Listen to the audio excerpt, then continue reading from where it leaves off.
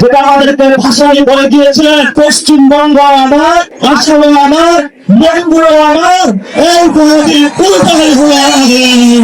যখন আমরা একটু ভারত স্বপ্ন নিয়ে বেঁচেছিলাম, যে আমরা একটু বর্তমানে ভারতে একই গঙ্গা, একই জলে বসবাস করে, একই পানিতে বসবাস করে নিবৃতে এখানে থাকবো, তোমরা সেইখানে মুসলিম রেখে আমাদের উপরে নিপীড়নের নির্যাতনের স্ত্রী চালিয়েছিল।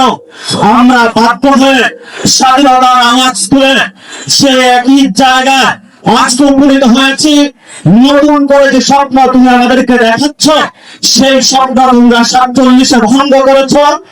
এই যা ইতিহাস চলে যাওয়া চলে গিয়েছে, নতুন করে মুসলমান এবং বাংলাদেশ ভারতের সাথে একীভূত হওয়ার যে অখণ্ড ভারতের যে স্বপ্ন, সেই স্বপ্নে আমরা কখনো ঐক্যবদ্ধ হবে না।